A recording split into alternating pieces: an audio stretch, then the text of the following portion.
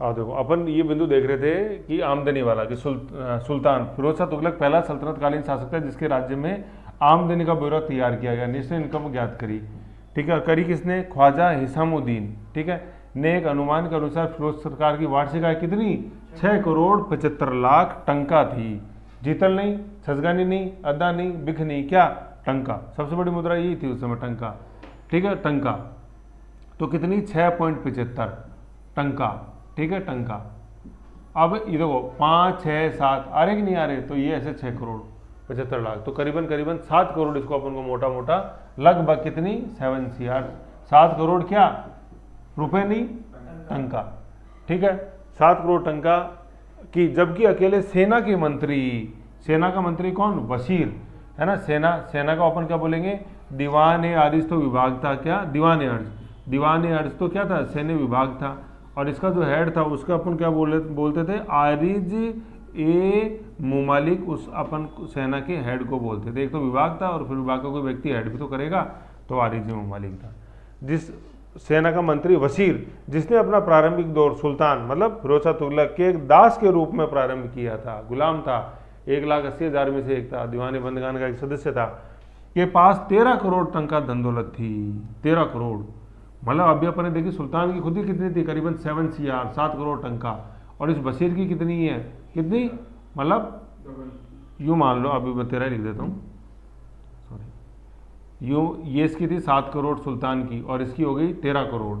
तो आप देख रहे हो कि 7 दूनी 14, तो मतलब करीबन करीबन गुलाम के पास डबल थी। मतलब गुलाम की जो पूरी आय थी वो सरकार की या राज्य या सल्तनत की जो आय थी उसका डबल थी। तो किस पैमाने का भ्रष्टाचार रहा होगा वो आप देख सकते हो। और मंत्री कोई छोटा मोटा नहीं, मंत्री किस विभाग का है? आपके आधार स्तंभ का है, सेना का। और कोई व्यक्ति कोई खास नहीं था, कोई अमीर नहीं था, नॉर्मल एक दास था।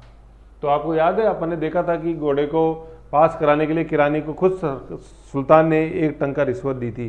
तो ये वो उस रिश्वत, उस भ्रष्टाचार का ही देख लो आप कि कैसे सस्ती लोकप्रियता अर्जित करी है और कैसे दिल्ली सल्तनत का पतन जो है वो स्टार्ट हो रहा है। ये ठीक है, तो ये अपने आ गया आमदनी वाला 6.75 करोड़ और बशीर की 13 करोड़ टंका। फिर अपन देखते हैं अनुवाद, लास्ट माइक्रो। फिरोज को इतिहास व चिकित्सा शास्त्र में रुचि थी। ठीक है ना, अब रुचि थी तो संस्कृत तो पढ़ना जानता नहीं था। ठीक है, तो अब फिर क्या, अपन तो फारसी पढ़ना जानते, तो पहले उसका ट्रांसलेशन कराओ टेक्स्ट का और फिर अपन पढ़ेंगे फारसी। सुल्तान भी पढ़ेगा, उसकी जनता भी पढ़ेगी, गुलाम भी पढ़ेंगे, ऐसे। ठीक है, इतिहास और चिकित्सा शास्त्र में। लेकिन अपन सबसे विद्वानी शासक सुल्तान किसको मानते हैं दिल्ली सल्तनत? मोहम्मद बिन तुगलक। तर्कशास्त्र, खगोल शास्त्र, अनेक भाषाओं का ज्ञान, उसके आगे कुछ भी नहीं था। ठीक है, तो ये थे अपने ये अनुवाद वाला जो अपन पढ़ते हैं वो। तो ऐसे करके टोटल अपने 14 माइक्रो हैं फिरोज शाह तुगलक के। कौन से स्तंभ के? साधारण जनता वाले स्तंभ के। मानवीय बनाया प्रशासन को। तो देख लो आप, अब अपन वहीं आते हैं वापस जहाँ से शुरू किया था। भौतिक उन्नति, कल्याणकारी निरंकुश, क्या अपन 14 बिंदु देख लें। सजा, अमानवीय सजाएं खत्म। अस्पताल, दीवाने खैरात, सफा खाना। बेरोजगारों की सूची बनाई, रोजगार दिए। ठीक है, रोजगार। दहेज, गरीब कल्याण, गरीब लड़कियों की शादी में खैरात। ठीक है ना, जो मुस्लिम, अनाथ, स्त्रियां, विधवा, उनको। नगर 3, हिसार, फिरोजाबाद और अपने जौनपुर। नहर बनाई एक अपने कहाँ से? हिसार से सिरसा, सतलज से दीपालपुर और यमुना से सिरमौर, हिमाचल प्रदेश। बाग, 1200 बाग लगाए। तकाबी ऋण मोहम्मद बिन तुगलक ने माफ़ कर दिए। इजारदारी प्रथा, ठेका प्रथा चालू करी। सिक्का चलाया किस नाम से? एक तो छजगानी, ठीक है, जो कि कांसे का था, एक अद्दा और बिक। ठीक है ना, अद्दा था तांबे का और बिक था अपने चांदी की। आमदनी करी, हिसामुद्दीन ने हिसाब लगाया। सरकार की आमदनी है 6.5 करोड़ टंका। और जो समय दीवाने अर्ज का हेड आरिज-ए-मुमालिक बशीर नामक व्यक्ति, उसकी आय थी 13 करोड़ क्या? टंका। ठीक है, अनुवाद, चिकित्सा और नहीं कौन? चिकित्सा शास्त्र और इतिहास और चिकित्सा शास्त्र में रुचि थी। ठीक है ना, तो भाई इतिहास तो पढ़ लिया ना, मोहम्मद बिन तुगलक राजधानी परिवर्तन छीछी होगी, इतिहास पढ़ लिया मैंने, अब मुझे इतिहास दोहराना नहीं है। कहते हैं ना अपने हिस्ट्री रिपीट्स इटसेल्फ। इतिहास अपने आप को दोहराता है अगर आप इतिहास से सीख नहीं लोगे। पिछली बार फेल हो गए, लेकिन वही गलती अपन वापस दोहराएंगे तो वही हिस्ट्री रिपीट होगी। तो गलती से सीखो। गलती एक नहीं 1000 करो, लेकिन एक गलती 2 बार मत करो। ठीक है, तो ऐसे इतिहास से उसने सीखा, आगे बढ़ा और इतिहास और चिकित्सा शास्त्र देखा। अपन ने सफाखाना चलाया कि नहीं चलाया? सफाखाना कुछ चिकित्सा शास्त्र में रुचि थी, किस बीमारी का इलाज है, चिकित्सा शास्त्र के ऊपर लिख लो सफाखाना। इतिहास में तो लिख लो मोहम्मद बिन तुगलक की गलतियां। भाई इतिहास और चिकित्सा शास्त्र में रुचि है ना, तो इतिहास में तो मोहम्मद बिन तुगलक की गलतियां। 14 नंबर का जो ना अनुवाद, कौन से ग्रंथ का अनुवाद करा है? इतिहास और चिकित्सा शास्त्र के। इतिहास में तो मोहम्मद तुगलक की गलतियां पढ़ लिया अपन ने, जियाउद्दीन बन्नी किताब, सब इस्लामी किताब फुतूह सलातीन है कि नहीं है सब, और संस्कृत में जो लिखा उन्होंने ट्रांसलेशन, और संस्कृत में ही था अपने, जैसे सुश्रुत की किताबें देखती हैं अपने, सुश्रुत संहिता ऐसे, उनका ट्रांसलेशन फारसी में, और फिर सफाखाना अपन ने हॉस्पिटल चलाया।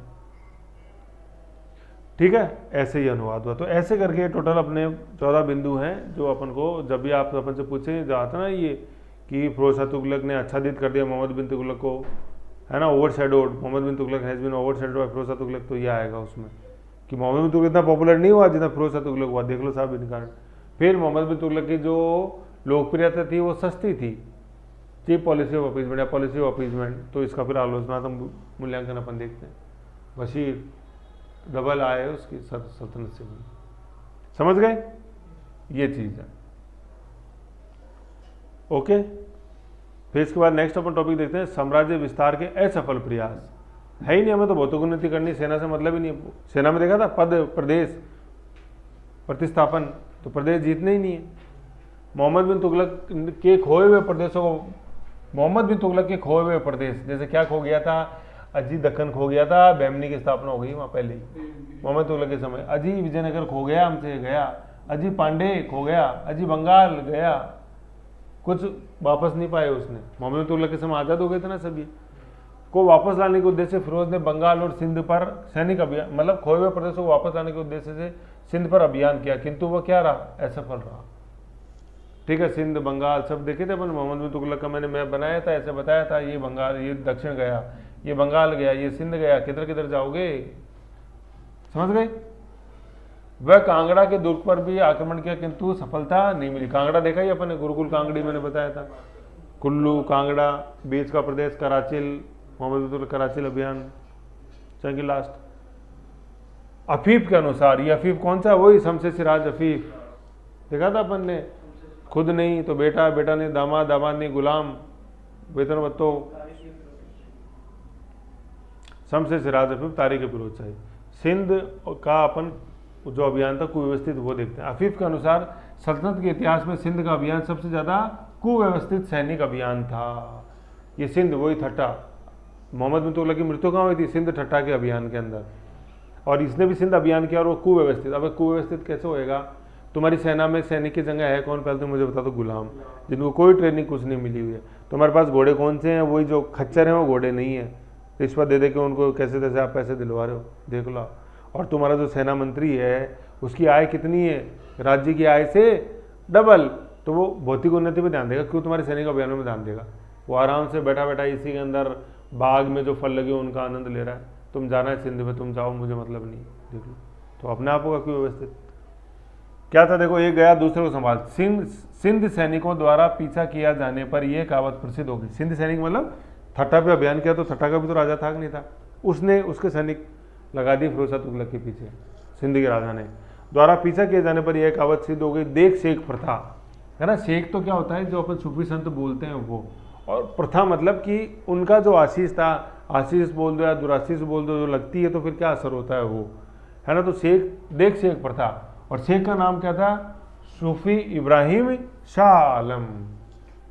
भाई शेख तो आप समझ गए, सूफी संत थे तो शेख वर्ड पड़ा।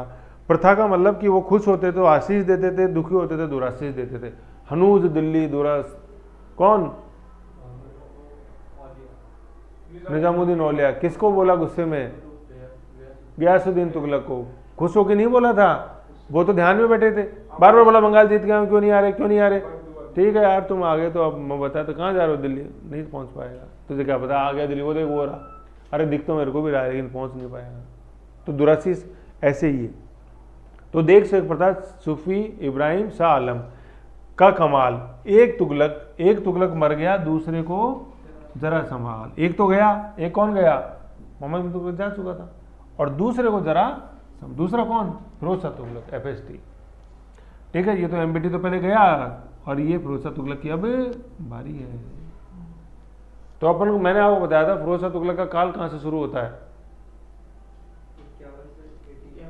1351 से 88। तो मैंने बताया था अब याद कैसे रहेगा, एक तो गया, कौन गया? कौन गया? और दूसरा कौन? फिरोज शाह तुगलक। ऐसे याद होगा। मोहम्मद बिन तुगलक का काल था 1320 से 1325 से 1351, 25 साल। किसका 5 गुना? गयासुद्दीन तुगलक का 5 गुना, जो कि कितना था? 1305 से 1320। 5 का 5 गुना 25, और फिर जरा संभाल, 88, 51 से 88। हाँ 1520, 5 से 20, सॉरी 20, ये 1320 से 25 है। गयासुद्दीन तुगलक का है 1320 से 25, मोहम्मद बिन तुगलक 25 से 51, 5 का 25 गुना 25 हो गया, 25 से 51, और फिर अपने फिरोज शाह तुगलक 1351 से 88। समझ गए? तो 88 एक गया, एक को संभाल। ऐसे इनका इस सिंध के अभियान पे कहा गया। देख शेख प्रताप, शेख इब्राहिम शाह आलम, एक गया, दूसरे को जरा संभाल। सिंध अभियान पे ये क्वेश्चन आता है कि किस अभियान को कुव्यवस्थित माना गया और फिरोज शाह तुगलक की जान बिल्कुल जाने ही वाली थी, तो सिंध अभियान। मोहम्मद बिन तुगलक तो मर गया था, ये मरने ही वाला था। मारे स्थायी एकता, ये क्या था? फिरोज शाह तुगलक ने दिल्ली पहुंचते ही एक महत्वपूर्ण घोषणा की कि सभी अफसर जो सिंध अभियान में मारे गए हैं उनकी एकता उनके उत्तराधिकारियों के नाम बगैर किसी शर्त के स्थायी तौर पर प्रदान की जाए। ये तो साहब आपने पहले ही कर रखा था, कोई जो उनके जो वेतन भत्ते हैं उनमें किसी प्रकार की कमी नहीं होगी। ठीक है, ऐसे उनकी एकता उनके उत्तराधिकारियों के नाम पर बगैर किसी शर्त के। वही भौतिक उन्नति है ना, ऐसे मर गया तो उसको दे दो। समझ गए? तो ये साम्राज्य विस्तार के ऐसे प्रक्रिया। तो अब वो आता है ना, जैसे सल्तनत का फिरोज शाह तुगलक कहां तक उत्तरदायी है दिल्ली सल्तनत के पतन के लिए, तो अब आप देख लो। ऐसे मतलब रोल है, अब रोल क्या है वो देख लो अब। लेकिन ऐसे इसने ये नहीं कि भाई जरूरी भी था, क्योंकि असंतोष इतना ज़्यादा था जब ये गद्दी पे बैठा। सेना में असंतोष था, उलेमाओं में असंतोष था, आम जनता में असंतोष था। आम जनता तो इतनी परेशान थी कि सामने लिखता है कि मोहम्मद तुगलक गाली लिखे हुए पत्र फेंकती थी मोहम्मद के महल के अंदर। तो उस जनता को तो शांत करो, लो साफ कर दिया, सजाएं, अस्पताल, दहेज, खैरात, फिर नगर, नहर, बाग, फिर तकावी, इजारेदारी, फिर सिक्का, आमदनी और अनुवाद। हाँ, बीच में रोजगार बेरोजगार। तो अब देखो, अब सब बल्ले बल्ले, कोई दिक्कत ही नहीं। अजी साहब बल्ले बल्ले तुम्हारे लिए, तुम जाओगे तो देखना, तुम तो चले गए, इनकी तो सोचो। समझ गए? ऐसे है ये। तो ऐसे अब ध्यान रखना अपने को। अब नेक्स्ट अपन देखते हैं फिरोज के उत्तराधिकारी। हाँ अगन बताओ।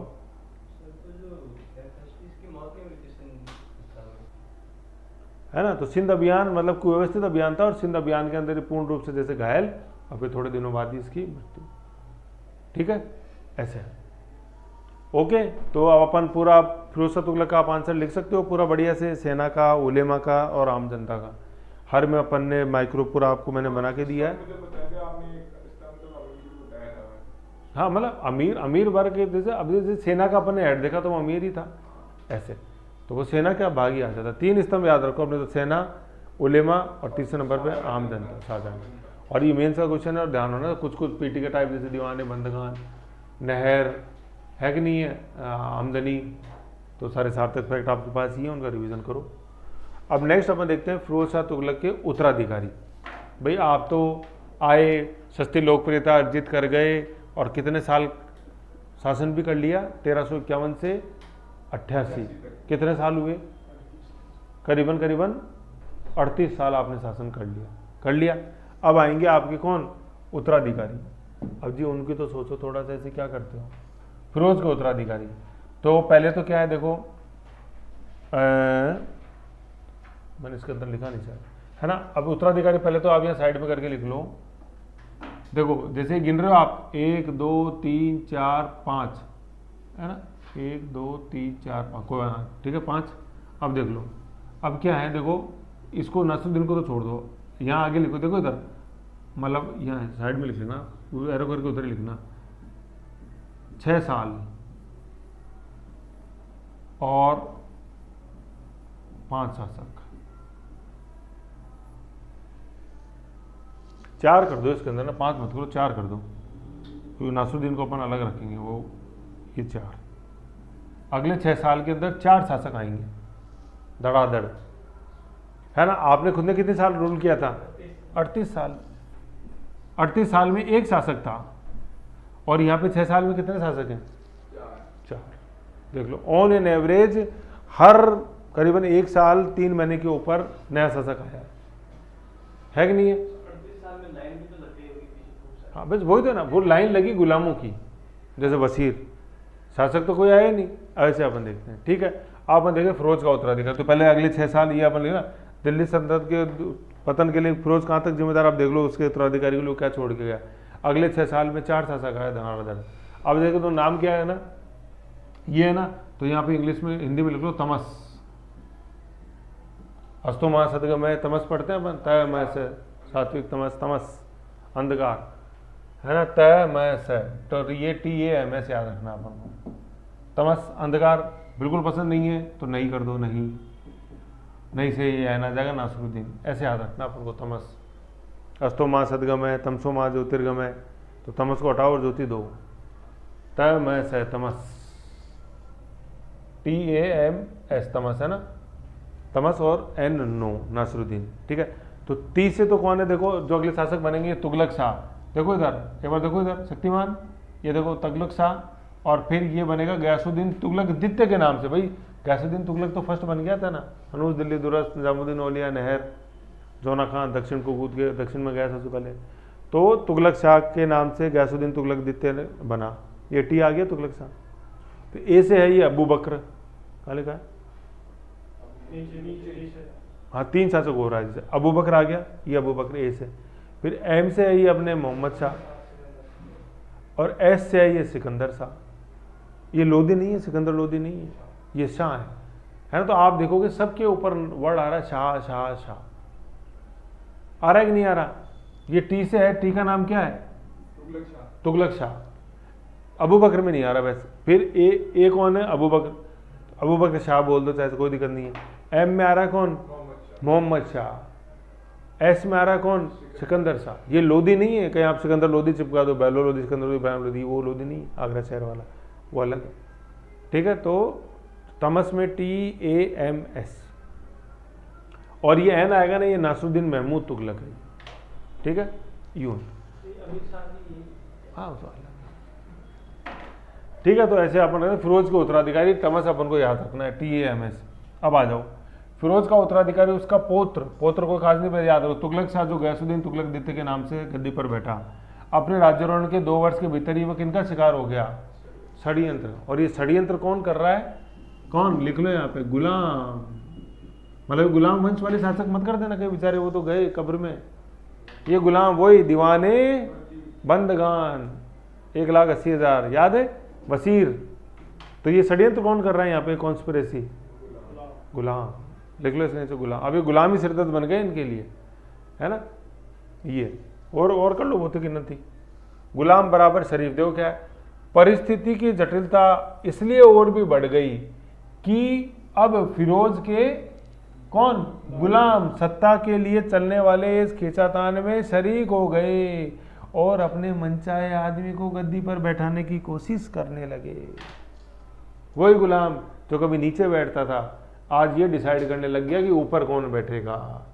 अजी तुम्हारी आमदनी देख लो वसीर, स्टेट से डबल, 13 करोड़, दीवाने अर्न। तो अब देख लो, और बनाओ गुलामों को। बोलते थे कि वो अंगुली पकड़ना सिखाया था, और अंगुली पकड़ के वो तो हाथ पकड़ कर सिर पे चढ़ गए। ये है वो गुलाम। तो आता ना सस्ती लोकप्रियता, पतन के लिए जिम्मेदार कैसे, ये देख लो। चलाओ दीवाने बंदगान, देख लो क्या कर दिया उसने तुम्हारा। फिर अगले 5 वर्षों के दौरान 3 शासक बने, है ना। अगले 5 वर्ष है ना, अपन ने तो 6 वर्ष गिन लिए, 6 में अपन ने 4, है ना, ये 3 है, और अपन ने भाई 3 तो ये हैं जो अब अपन पढ़ रहे हैं, AMS। अपन ने तुगलक शाह भी जोड़ लिया, तो इसलिए वो हो गए 4। अगले 3 शासक, ये AMS है, ये वही अपन तमस पढ़ा ना, तो ये AMS ही है। अबू बकर, मोहम्मद शाह एंड सिकंदर शाह बैठे। इनके बाद नासरुद्दीन महमूद तुगलक बैठा। 1394 से 1412, तो है ना। जैसे देखो 1394 1412। अब देखो इधर मैंने बताया था फिरोज शाह तुगलक खत्म हो गया 1388 के अंदर। अब नासरुद्दीन महमूद आएगा 1394 आएगा। दोनों के अंदर कितने साल का गैप है? 6 साल का गैप। तो इस 6 साल में कितने शासक आए? मैंने 4 लिखाए थे। ये 4 कौन है? तमस, TAMS। नासरुद्दीन महमूद नहीं गिना, देख लो इसके अंदर में, वो अलग है, उसका तो काल अलग हो गया ना। इसका तो ड्यूरेशन कितना हो गया? 6 और 12 18 साल है। तो अपन ने फिरोज के उत्तराधिकारियों में उन 4 को एक साइड रखा है और 5वें को अलग रखा है। अब वो अलग है, वो अब लास्ट में पढ़ेंगे अपन। अभी तो ये याद रखो कि फिरोज के उत्तराधिकारी टोटल कितने हो गए? टोटल कितने फिरोज के उत्तराधिकारी? 5, है ना। टोटल कितने उत्तराधिकारी फिरोज के? ये तमस नहीं, समझ गए। अब देखो क्या होता है, बच्चे को याद है, बच्चा मतलब जिसने भी थोड़ा बहुत ढंग से हिस्ट्री पढ़ी है, आज हर को गयासुद्दीन तुगलक, मोहम्मद बिन तुगलक, फिरोज तुगलक, हर कोई बता देता है। और ये लास्ट वाला एन भी बता देता है, नासरुद्दीन महमूद तुगलक, क्योंकि याद होता है। तैमूर बता सकता है, वो बता देता है बादशाह की हुकूमत पालम तक सिमट के रह गई। लेकिन ये जो कौन है, ये जो 4 है ना, TAMS, ये नहीं बता सकता जब तक उसने नहीं देखा हो ढंग से। तो टी से तुगलक शाह का आया, गयासुद्दीन द्वितीय के नाम से बैठा। ए से अबू बकर, M से मोहम्मद शाह, S से सिकंदर शाह, शाह लगाओ सब में। तो यही वो क्वेश्चन बिगाड़ देता है। तो इसको ध्यान में रखना अपने को, ठीक है। ये चीज़ है। तो अपन ने पढ़ लिए ये फिरोज के उत्तराधिकारी। अब बचा ये नासरुद्दीन महमूद, ये भी है उत्तराधिकारी, N वाला। ये N इसलिए अपन ने अलग से रखा है इसको, समझे बात को। अब अपन पढ़ते हैं नासरुद्दीन महमूद 1394 से 1412। ये तुगलक वंश का अंतिम शासक था। कौन? नासरुद्दीन महमूद। ओके, आ जाओ। ये है अपना नासरुद्दीन महमूद, ये तुगलक वंश का अंतिम शासक। देखो 1394 1412, ओके, अंतिम शासक। और फिरोज के उत्तराधिकारी टोटल कितने हो गए? 5। आओ नेक्स्ट अपन देखते हैं नासरुद्दीन महमूद तुगलक। इसके आगे तुगलक को डालो, नासरुद्दीन महमूद तुगलक।